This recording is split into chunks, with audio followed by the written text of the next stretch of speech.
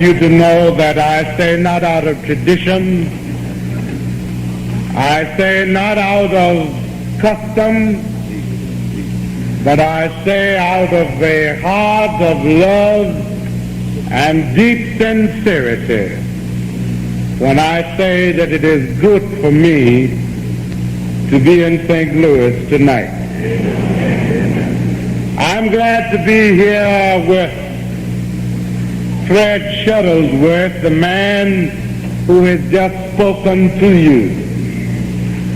Dr. King and I left Atlanta, Georgia on last Saturday morning, and we have not been back since. Dr. Shuttlesworth was ill and could not accompany us to Los Angeles, neither to Chicago, but upon our insistence, he joined us here tonight.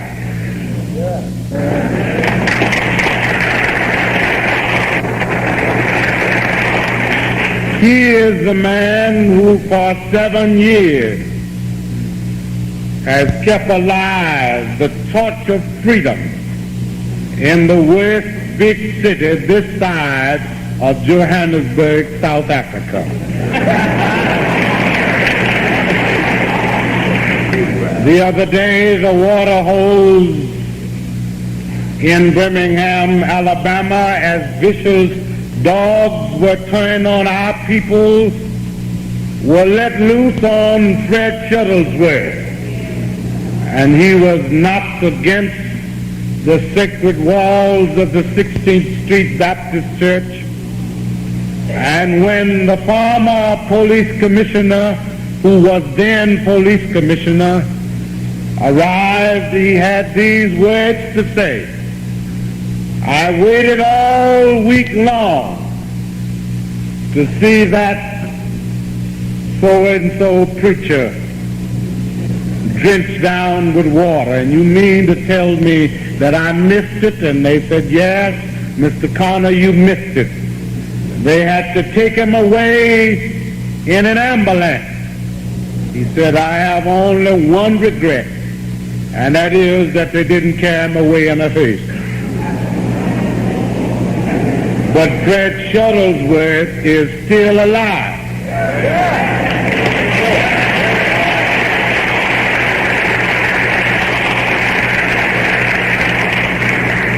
The judge who sat on the bench and fined me and Dr. King and Dr. Shuttlesworth 6 months in jail at hard labor and set our bond at $2,500 and was in the process of trying the 3,000 Negroes who were emancipated from their crippling shackles of fear and went to jail in larger numbers than they've ever gone before. Negroes were not satisfied with this at all. They couldn't do anything about it, but they told God about it. Fred Shuttlesworth flew in to St. Louis this afternoon, but that judge has been carried to the cemetery in a hearse. It's no secret what God can do.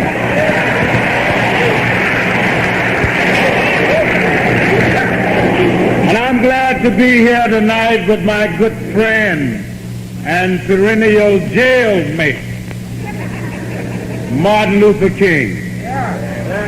When God caught up with him on the streets of Boston and said to him, go down, Moses, way down in Egypt's land, and tell Pharaoh to let my people go.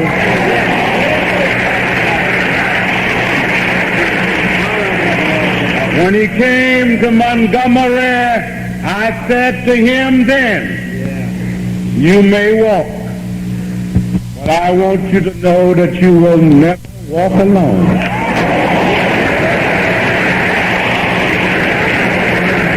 For through thick and thin, I will stand by your side. Through the flood and the flame, if Jesus leads the way. And if you will have sense enough to follow Jesus, I'm going to follow you, Martin Luther King. And we've only been separated once since those early days in Montgomery. And it happened the other day in Birmingham, Alabama, when they locked us up in the city jail. They placed us in solitary confinement. And somehow Mr. Bull Connor had discovered that, I guess that our being together sustained each other. And he decided to separate us.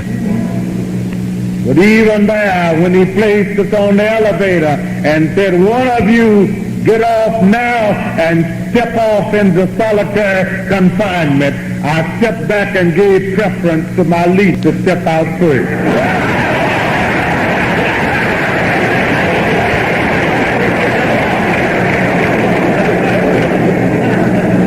Now, my friends, I want you to know tonight that I come from Birmingham, Alabama,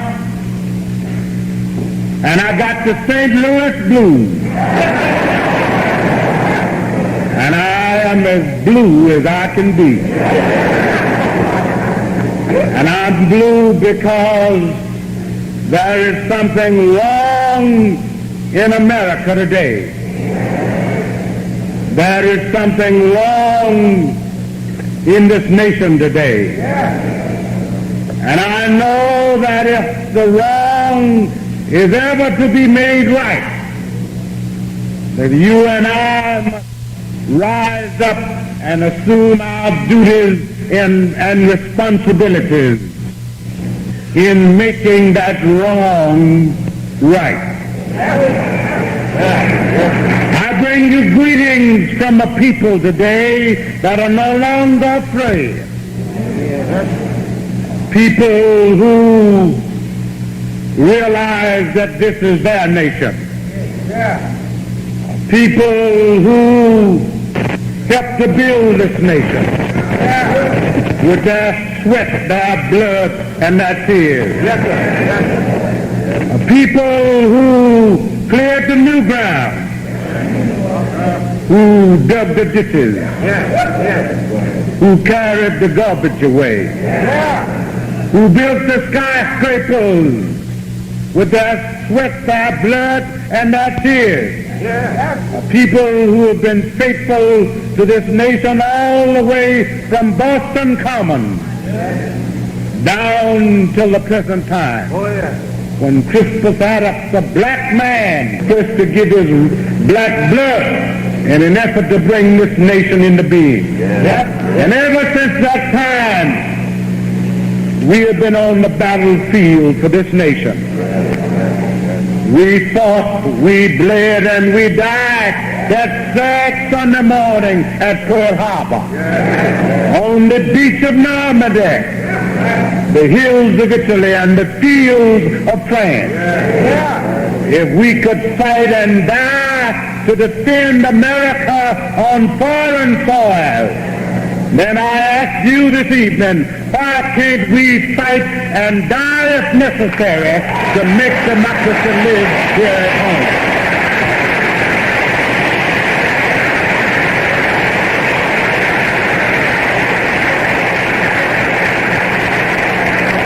I tell you what's wrong with us.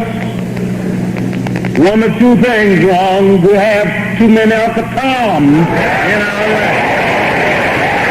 That today you have a new Negro on the scene. And you'll permit me to quote you at this point, Doctor.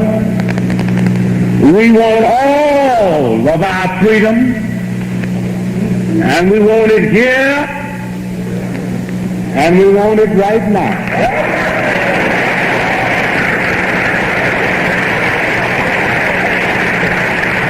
We are sick and tired of those black bourgeoisie Negroes that will sell the race out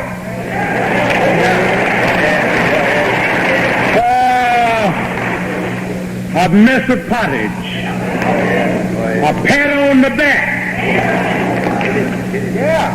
Those Negroes who they will invite downtown to the Chamber of Commerce building, to the great hotel, and serve them some tea and some cookies.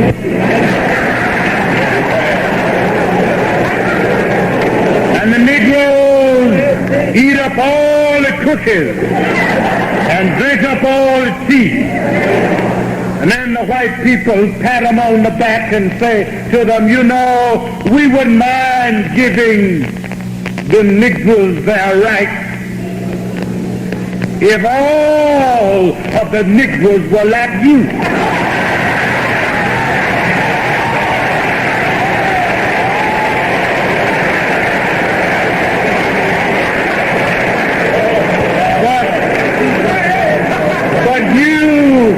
But you are different from the rest of the Negroes.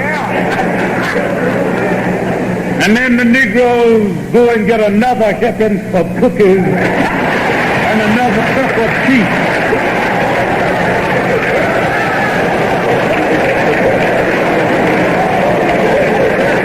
And then they leave the meeting with their chest stuck out.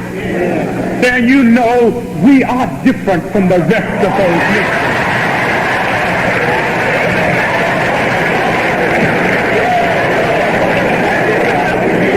As I travel across this country, I am sick and tired of meeting Negroes telling me I'm the only Negro on the city council. I'm the only Negro on the human relations board. I'm the only Negro on the board of education. We're sick and tired of the only anything.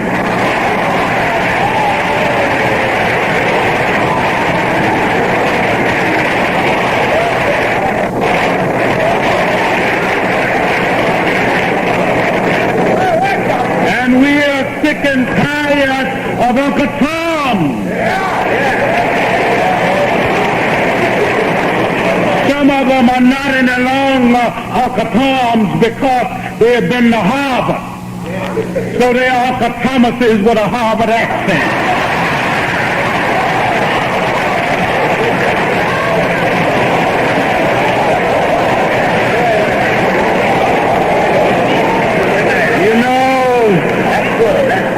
You know, I'm a specialist on Uncle Tom. I can spot him anywhere. I've looked this church over tonight, and we got a few in this building.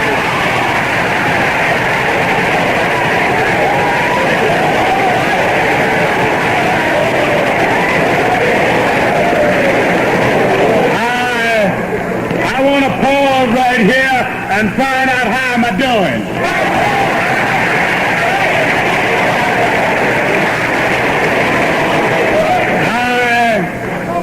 I went to a basketball game at Tuskegee Institute one night, a tournament. My school was playing Martin Luther King School, Alabama State College. It was the last game in the tournament, and the winner would be declared as having won the Southeastern basketball tournament. And it was about 11 o'clock at night. And I sat there in the auditorium thinking about the sermon that I had to preach the next Sunday morning at the First Baptist Church in Montgomery. A young man came down the floor dribbling the ball. His hands went up. I didn't see them because I was concentrating on my message. The ball went through the strings, and all you heard was the music of the goal. And everybody went up in applause, and then the whistle sounded. And Morehouse College had won from Alabama State. And one young lady looked at me as everybody was with it that night and said to me, "Brother, You not with this thing, is you? The next night or so, I had an opportunity to go by the Dewdrop Inn. That's a nightclub in Montgomery, Alabama. And I almost stumbled and fell when I went in because the lights were turned down low. They were green, they were yellow, they were purple, and what's that other color, Dr. Huntley?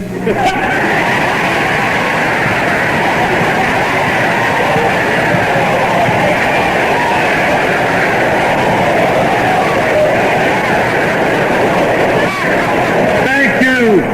He says that they are pink.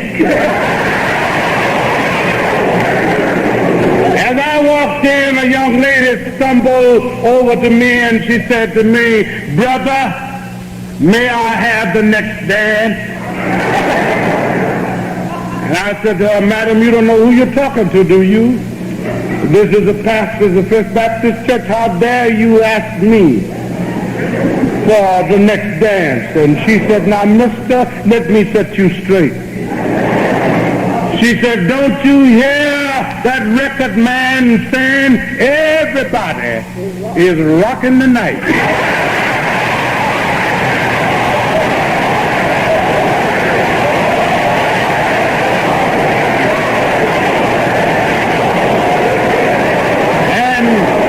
And she said, "I would advise that you get with it or you get outwon."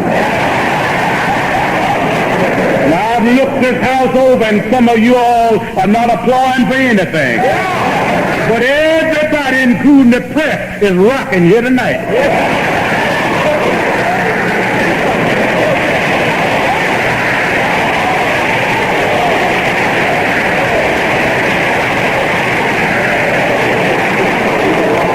Now, I had a letter the other day from a white lady who said to me, "Rev Abernathy, what you must do is organize a movement to take all the Negroes back to Africa. And if you will do that, I will be the first one to make a $5,000 contribution." I try and be nonviolent and follow the advice of my leader. But I wanted to write this lady who gave no return address and even no name. But she said she was a white woman who lived in Alabama. And I wanted to raise one question with her. And then I wanted to make one statement. Question was something like this: how in the devil can you go back where you never been?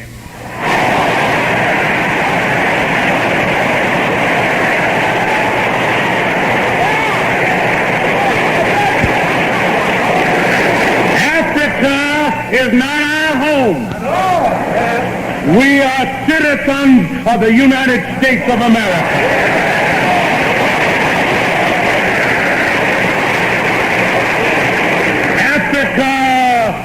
Was the home of our ancestors. But we don't know of a single jungle in Africa. But we do know something about Washington Boulevard in St. Louis, Missouri. And then the next thing I wanted to tell her was something like this: until the Englishman goes back to England, until the Frenchman goes back to France, until the Italian goes back to Italy, until the German goes back to Germany, until the Mexican goes back to Mexico, the Filipino goes back to the Philippine Islands, and the white man gives this country back to the Indians, the Negro is here to stay.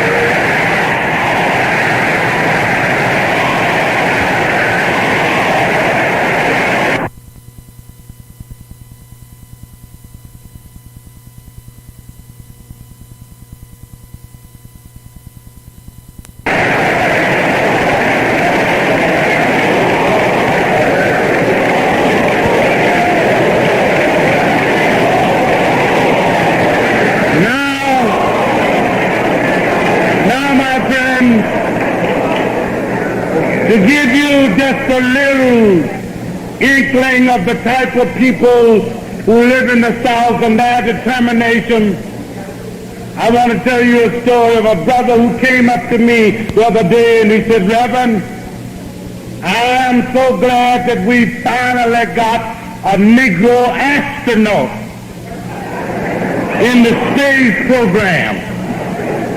He says, because you know, if these southern white people get to the moon first, they're going to segregate the moon just like they segregated the South.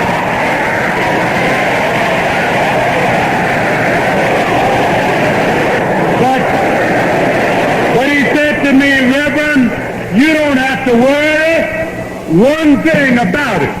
Because when we get there, if it's segregated, we going to fight like hell to discriminate it.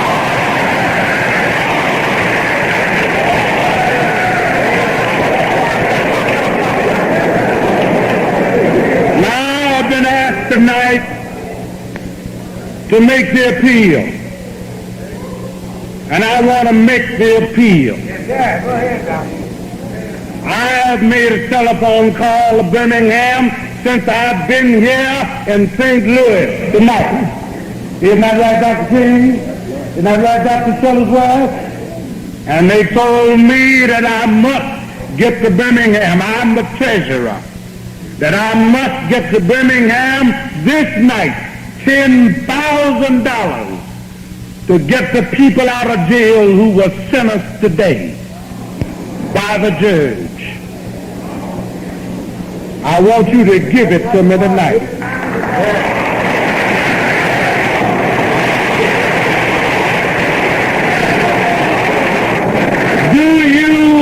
Do you want freedom? Your brothers and sisters are in jail, and I've got to get it there tonight. $10,000. Those who are listening on the radio, mail your contributions to the SCLC, 34 Auburn Avenue, Northeast Atlanta, Georgia. I repeat, get your pencils ready. Make your check or money order payable to SCLC and mail them to 334 Auburn Avenue, Auburn, Auburn Avenue, Northeast Atlanta, Georgia. And then if you get in a hurry, just send it to Martin Luther King, Atlanta, Georgia.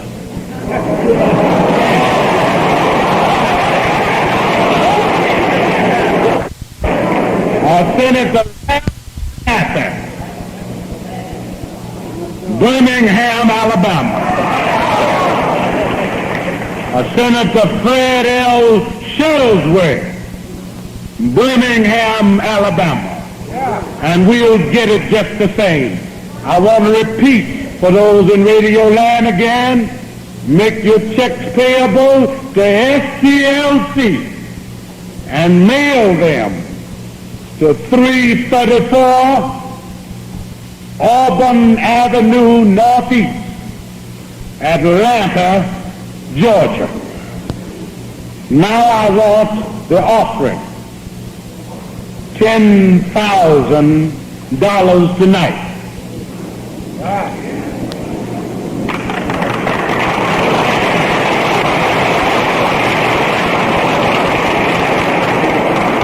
I don't want directors to pass any baskets. Just take your stations, but don't pass any baskets at all. Number one, I want some preachers here tonight, some honest preachers that know the difference between mine and thine.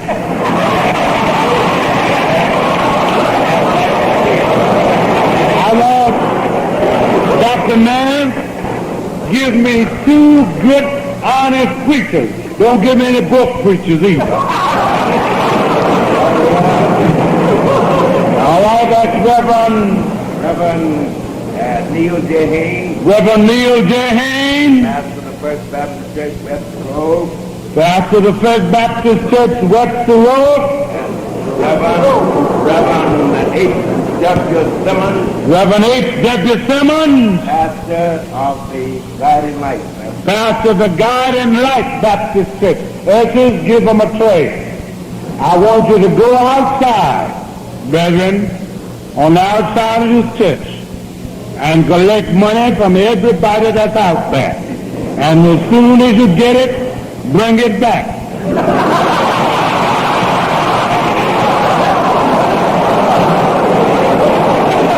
Give them an offering tray. Bring me an offering tray, ushers.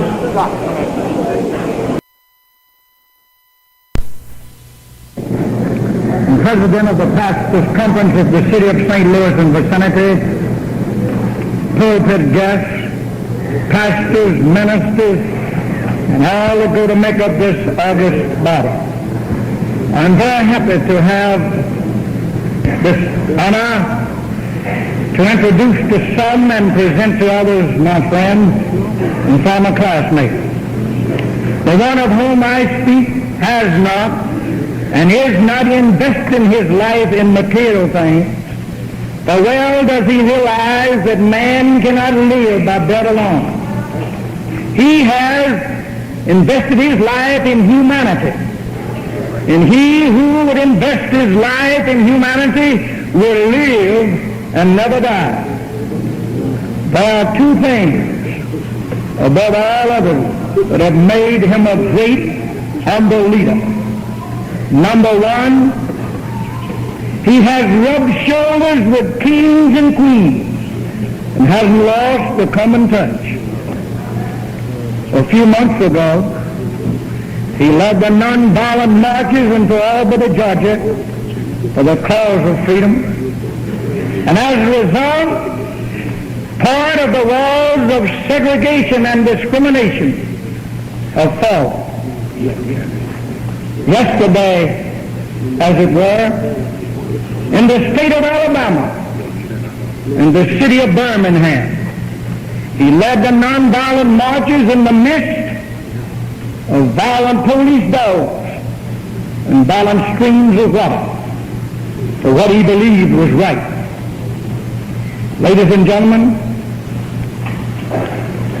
who can tell how Martin Luther King Jr., a Baptist preacher, has arisen to become one of the world's greatest leaders and emancipators.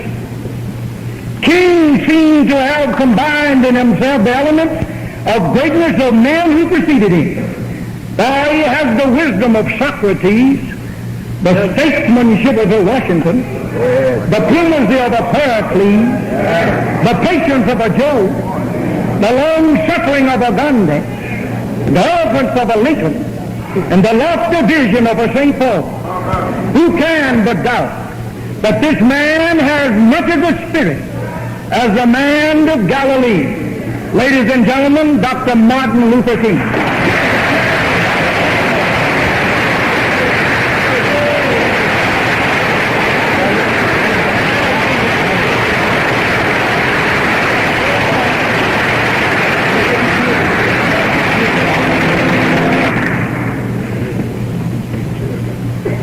My good friend, Dr. Nance,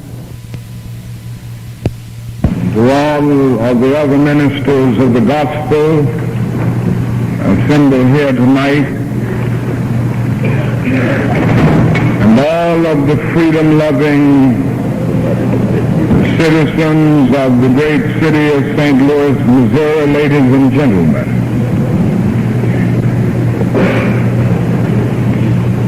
I cannot begin to say to you tonight how happy you have made us feel by giving so unselfishly and in such a concerned manner of your dollars for the cause of freedom and human dignity, and to aid those who are struggling in the city of Birmingham. And I can assure you that with this type of moral support and financial support, we will be able to go back with renewed courage and vigor to carry on. Yes. We will know that as we continue to face the difficulties of Alabama and the difficulties that we inevitably face as a result of those who refuse to do the right thing, that we do not face these difficulties alone, but hundreds and thousands and millions of people of goodwill facing with us. And so I just want to say thank you, Dr. Nance, and all of the ministers who have worked so well with you. And I want to say thanks to each of you under the sound of my voice. Victor Hugo said on one occasion that there is nothing more powerful in all the world than an idea whose time has come.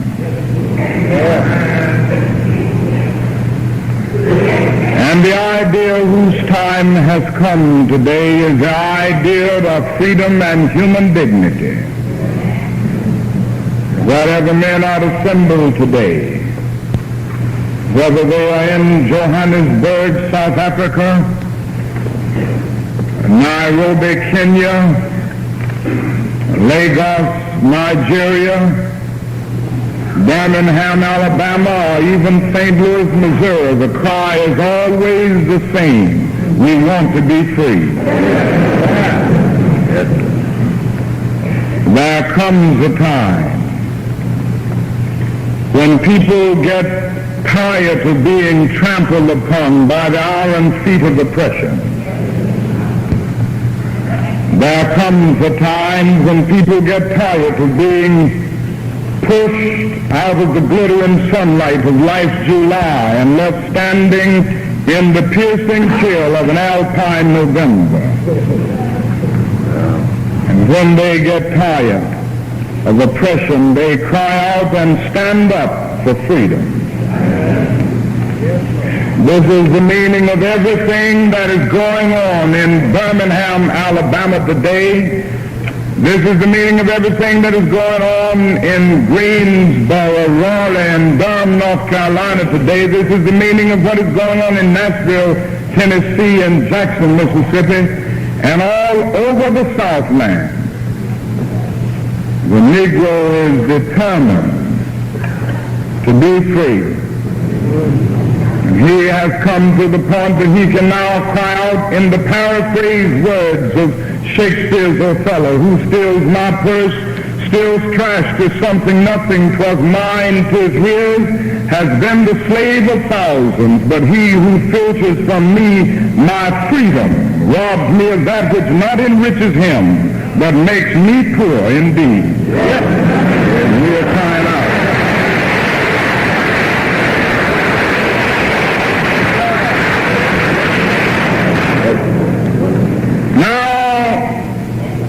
In a more detailed sense,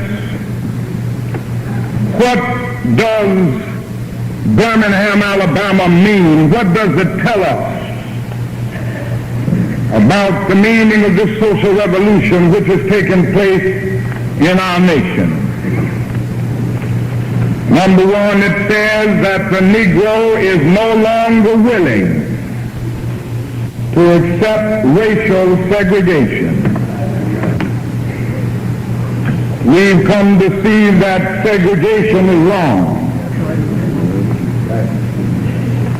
Segregation is not merely politically unsound. It is not merely sociologically untenable. It is morally evil and sinful. Segregation is wrong because it substitutes an I-it relationship for the I-thou relationship. Segregation is wrong because it is a cancer in the body politic which must be removed before our democratic health can be realized. Segregation is wrong because it is nothing but a new form of slavery covered up with certain niceties of complexity.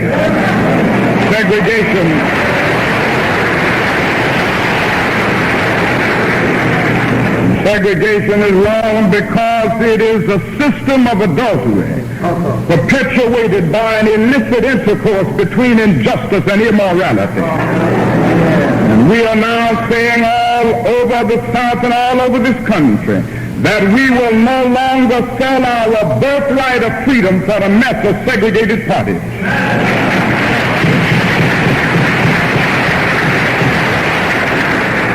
We are through with segregation now, henceforth, and forevermore.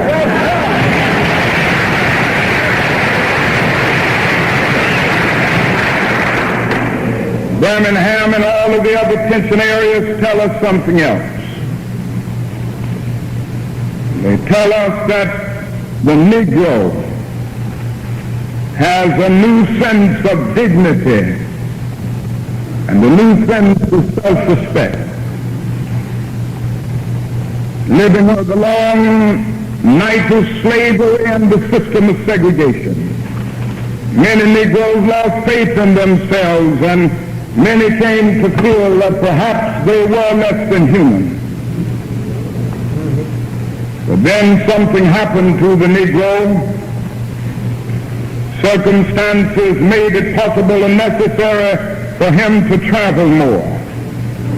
The coming of the automobile, the upheavals of 2 world wars, the Great Depression. And so his rural plantation background gradually gave way to urban industrial life. And even his economic life was rising through the growth of industry, the development of organized labor, and educational opportunities, and even his cultural life was rising through the steady decline of crippling illiteracy.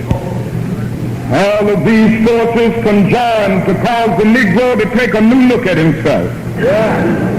Negro masses all over began to reevaluate themselves. The Negro came to feel that he was somebody. His religion revealed to him that God loves all of his children and that all men are made in his image. That somehow every man, from a base black to a treble white, is significant on God's keyboard. And so the Negro can now unconsciously cry out with the eloquent poet, fleecy locks and black complexion cannot thwart nature's claim. Skin may differ, but affection dwells in black and white the same. Were I so tall as to reach the pole, or to grasp of the ocean at a span, I must be measured by my soul. The mind is the step of the man. With this new sense of dignity,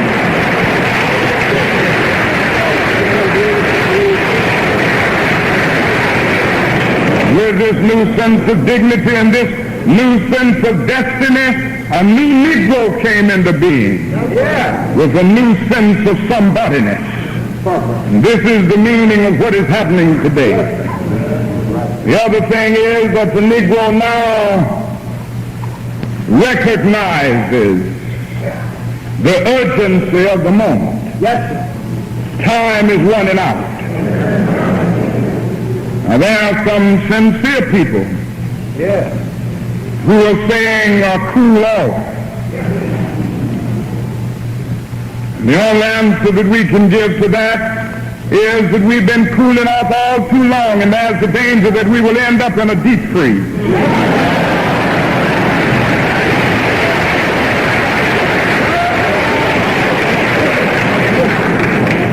There are those who are saying put on brakes. In fact, when we started the Birmingham movement, an outstanding evangelist sent word as he was leaving for Europe to put on brakes.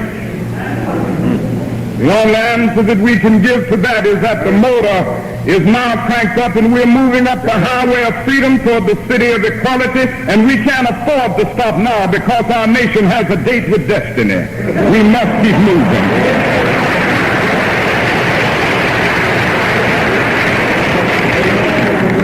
Now those who are saying adopt the policy of moderation.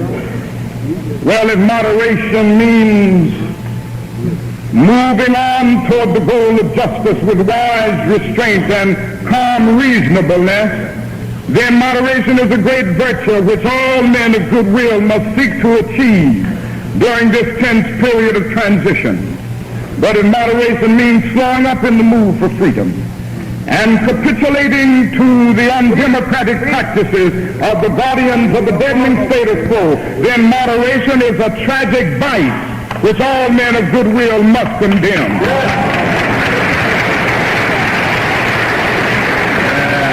We can't afford to slow up. We love America too much to slow up. The nations of Asia and Africa are moving with jet-like speed toward the goal of political independence.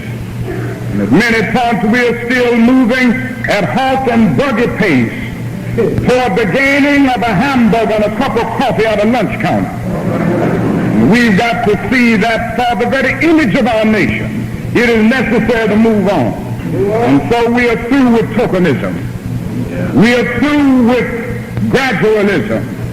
We are through with see how far you've come-ism. We are through with we've done more for your people than anybody else is. We are now saying that now is the time to make real the promises of democracy.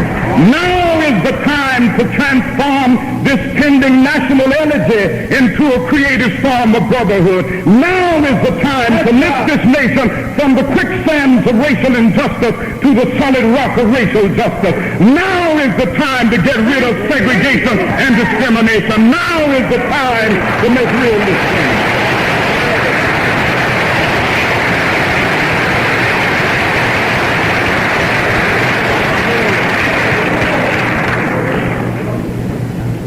Another thing that we have learned from Birmingham as well as the other movements all across the South, and you've had them in this community, the fact that that is the creative way. The Negro has discovered a creative method to grapple with the problem of racial injustice. It is the method of nonviolent resistance. We've learned that we don't have to hate. Hate is dangerous. Hate is as harmful to the hater as it is to the hated. Jesus reminded us centuries ago that love was the key to the meaning of ultimate reality. Love constituted the basic commandment. Then he went on to say, love your enemies. Bless them that curse you. Pray for them that despitefully use. Men across the centuries have listened to these words. They have cried out that the actual practice of this command just isn't possible. How can you love your enemies? And so they have often dismissed Jesus as an impractical idealist.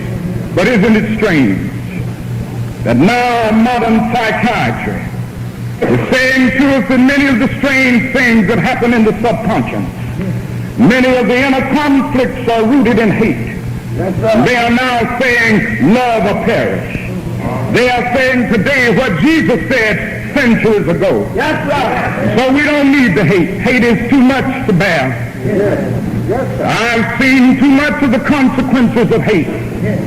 In the ugly faces of brutal police officers in the South who would use vicious dogs and fire hoses and everything else to block the aspirations of the Negro people.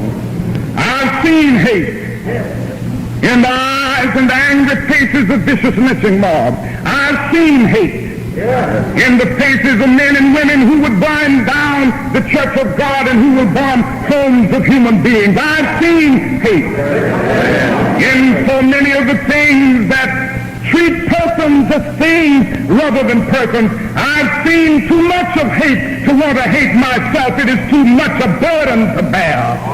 This is what we are saying in the nonviolent movement, that it is possible to stand up against injustice and yet not hate in the process. And then it says that you don't have to use violence, physical violence. Yeah. And there's power in this. Yes. Let no one dismiss this as a weak method. Who can think of Ralph Abernathy and Wyatt Walker and Fred Shuttlesworth as weak men? Who can think of the thousands and thousands of students who've been willing to sit in at lunch counters as weak people? They are the strong people in the United States of America today. They are the persons living in a power.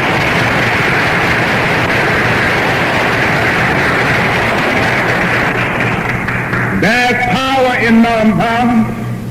You know, Mr. Gold Corner would have been very happy if the demonstrators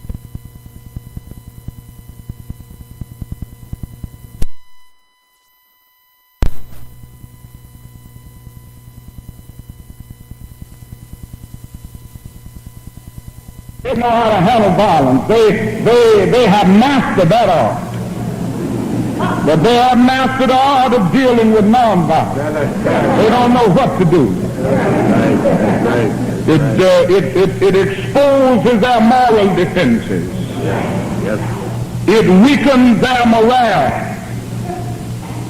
And at the same time, it works on their conscience. And they just don't know. If they don't beat you, wonderful. If they beat you, you develop the quiet courage of accepting blows without retaliating. If they don't put you in jail, wonderful. Nobody with any sense loves to go to jail. But if they put you in jail, you go in that jail and transform it from a dungeon of shame to a haven of freedom and human dignity.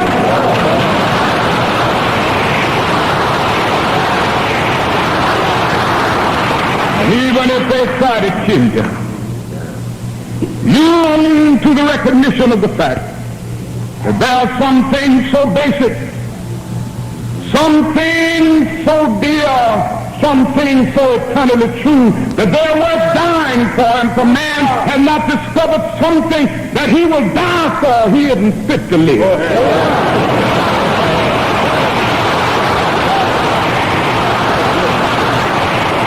You at the age of 30 find yourself standing before some great principle, some great truth, some great issue of justice, and you are challenged to stand up for it, but you decide that you won't stand for it because you're afraid you may get shot at, or you may get stabbed, or your home may be bombed, and you want to live a few more years. You may live until you're 80. You're just as dead at 30 as you are at 80, and the cessation of breathing in your life is merely the belated announcement.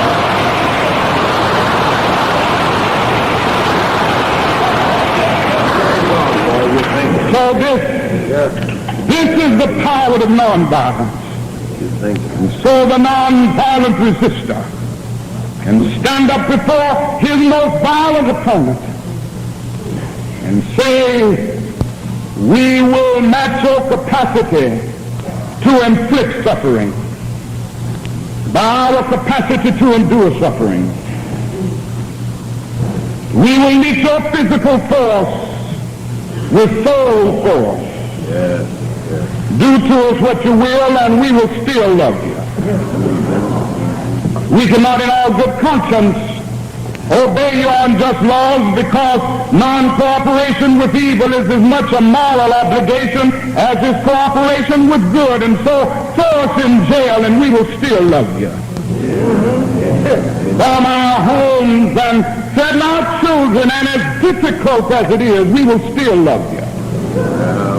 Send your hooded perpetrators of violence into our communities at the midnight hour. And drag us out on some wayside road and beat us and leave us half dead, and we will still love you. But be ye assured that we will wear you down by our capacity to suffer. And one day we will win our freedom. We will not only win freedom for ourselves, we will so appeal to your heart and your conscience that we will win you in the process, and our victory will be a double victory.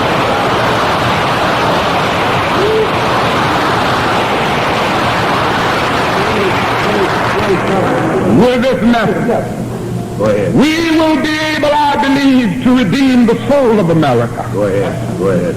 With this method, we will go into the new age which is emerging with the right attitude. We will not seek to rise from a position of disadvantage to one of advantage, thus subverting justice. Black supremacy is as dangerous as white supremacy. And God is not interested merely in the freedom of black men and brown men and yellow men, but God is interested in the freedom of the whole human race and the creation of a society where all men will live together as brothers, and every man will respect the dignity and the worth of human personality. And this is what we learn and we gain through a deep commitment to nonviolence. This is the meaning of the nonviolent movement that is taking place across the South. Now, as I move toward my conclusion, you are asking the question, what can we do? I know you're asking, what can we do to help in Birmingham, and what can we do to help in Mississippi and Alabama and Georgia and South Carolina and the other states in the Deep South? Well, you can continue to do what you've done in such a magnificent way tonight. It takes a lot of money to carry on in this struggle. They keep us in court and in jail and in other things day in and day out, libel suits, taking the property and the automobiles from Fred Shuttlesworth and Ralph Abernathy and J.E. Lowry and Reverend S.S.A. And it's an endless process.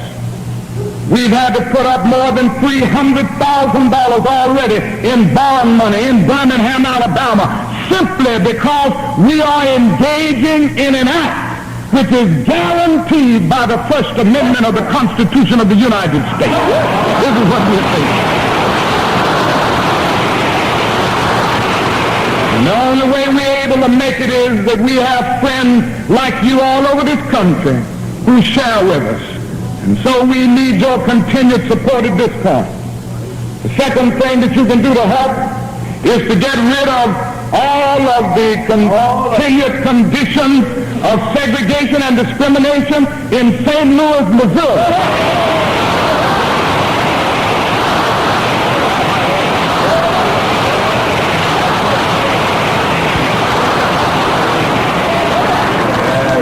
I would submit to you that St. Louis has made some significant progress, and I know about that. I know about what has been done in the area of public accommodations, and I know what has been done in terms of integrating the schools. All of these things are significant. But don't any of you go home with the illusion tonight that the Negro is free in St. Louis.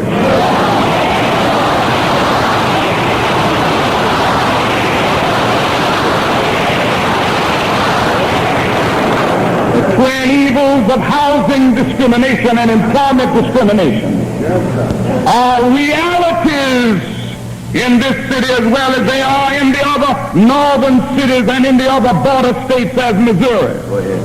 And this problem will not be solved until men, both Negro and white, have a moral conscience about it and a determination about it. and are willing to stand up and say once more, in the words of Amos, let justice roll down like waters and righteousness like a mighty stream. Until another Abraham Lincoln comes along and says to every city in this country that America cannot survive half integrated and half segregated.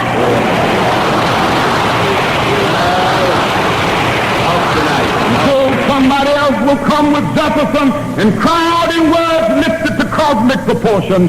We hold these truths to be self-evident that all men are created equal, endowed by their Creator with certain unalienable rights. And among these are life, liberty, and the pursuit of happiness. And so you can help us in Alabama by getting rid of the problems that still exist here, realizing that injustice anywhere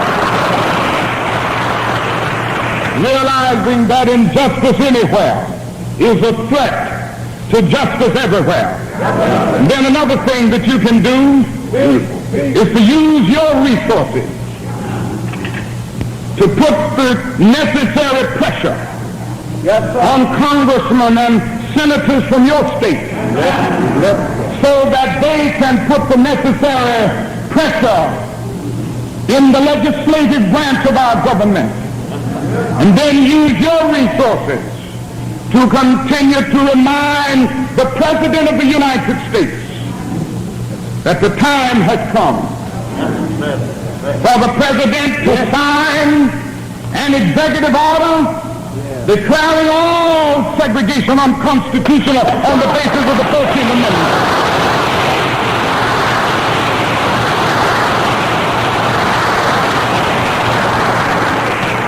This would be something of a second Emancipation Proclamation.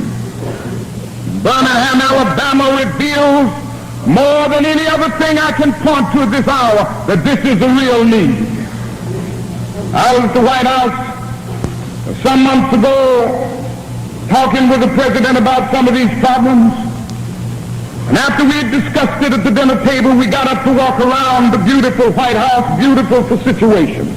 We were looking here and there, and we got to a room, and he said, wait, I want you to see this. I know you would be interested in seeing this room. This is the Lincoln Room. And we walked in there, and it was a great experience to stand in the room where the great emancipator stood, to see the bed where he slept, the desk where he wrote.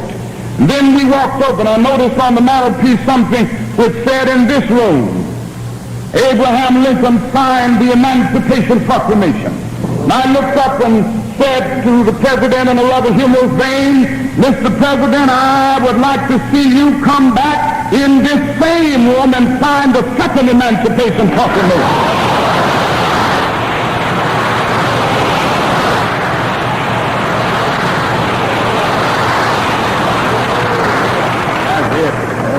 So there is need for this powerful action. And I believe that with all of these things working together, we will be able to bring that new day of brotherhood into being. And I say, as we prepare to go back to Alabama,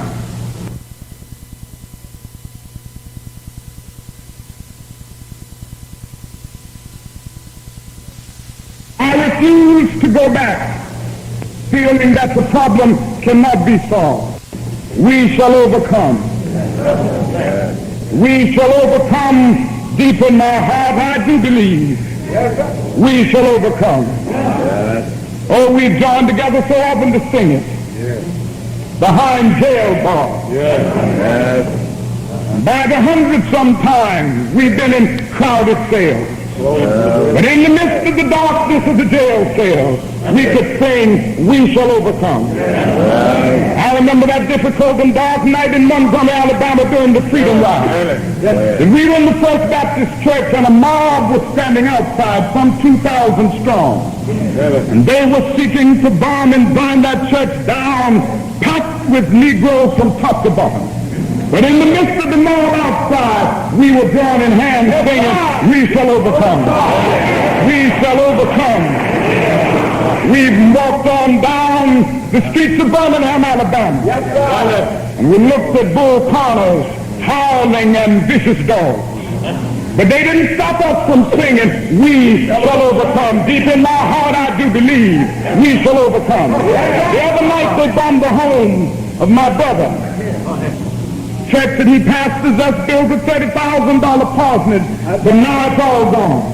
Then after that, they bombed the Gaston Motel. They were trying to throw it on top of the room where Ralph Abernathy and I was staying. But then after they did all of that, in the midst of the smoldering ruins of the parsonage and the motel, we got together in a group, and way up in Atlanta where some of us were, we could hear them singing over the telephone, we shall overcome. We shall overcome. And I used to wonder why we could sing it. But then there's another stanza. The Lord will see us through. And I see now why we can sing it. Because we know that in this struggle, we have cosmic companionship. Yes, we shall overcome. Before the victory is won, some of us will have to get scarred up a bit, but we shall overcome. Before the victory is won, some of us will have to be thrown into jail a little more. I've been my 14th time, and I imagine that I'll have to face the 15th or the 16th, but we shall overcome. Before the victory is won, some will have to lose jobs. Before the victory is won, some will even have to face physical death. Maybe. But physical death is the price that some must pay. To free their children from a permanent psychological death, then nothing can be more redemptive.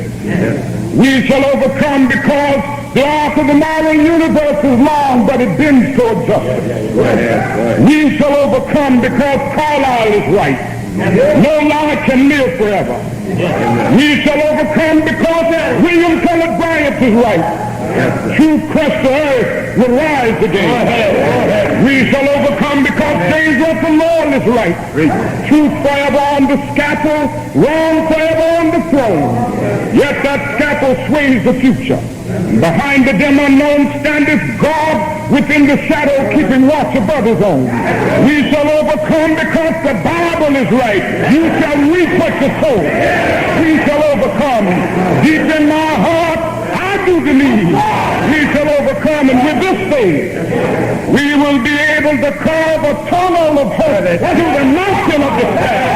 With this faith, we will be able to transform the jangling discords of our nation into a beautiful symphony of brotherhood. With this faith, we will be able to rise from the fatigue of despair to the buoyancy of hope. We will make the American dream a reality. This will be the day when all of God's children, black men and white men, Jews and Gentiles, Protestants and Catholics, will be able to join hands and sing in the words of the old Negro spirit. We are now